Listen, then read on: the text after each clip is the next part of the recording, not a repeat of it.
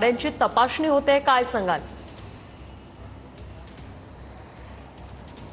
वृषाली, नक्कीच आपण पाहतोय की मुंबई हायकोर्टाने जो आदेश दिलेला आहे, मुंबईतील ज्या मोकळ्या म्हणजे मुंबईतील गाड्या ज्या ठिकाणी पार्क केल्या त्या जागा खाली करा. त्यानंतर आता आपण पाहतोय की सध्या मी वाशी टोल नाक्यावरती आहे. आपण पाहतोय की सध्या काही वेळापूर्वी ही गाडी सांगलीवरनं थेट आलेली आहे. या गाडीला देखील काही वेळापूर्वी अडवण्यात आलं होतं, मात्र खाण्याचं साहित्य होतं, त्यामुळे ही गाडी आता सोडण्यात आलेली आहे. आपण पाहतोय की जे खाण्याचं साहित्य आहे तेच फक्त नवी मुंबई पोलीस पुढे सोडत आहे, मात्र जे आंदोलकांच्या गाड्या आहेत त्यांना पोलीस सांगत आहे की तुम्ही युटर्न मारा आणि पुन्हा तुमच्यासाठी जी पार्किंगची जी सुविधा आहे ती खारघर या ठिकाणी केलेली आहे. पुन्हा एकदा नवी मुंबई पोलीस सध्या ॲक्शन मोडवरती आलेला आहे. हायकोर्टाने जो आदेश दिला होता त्या आदेशाची आता पोलीस पूर्ण पद्धतशीरपणे आपण पाहतोय की ते खात्री करत आहेत आणि ज्या गाड्यांमध्ये खाऊचं वाटप आहे तीच गाडी सोडली जाते. मी माझ्या व्हिडिओ जर्नलिस्टला सांगू इच्छितो की त्यांनी टोल नाका देखील दाखवावा. आपण टोलवरती पाहतोय की सध्या प्रत्येक ठिकाणी बॅरिकेडिंग लावलेली आहे आणि पोलीस बांधव देखील या संख्येने मोठ्या प्रमाणात आलेले आहेत. ते पूर्ण गाड्याची सध्या तपासणी करत आहे.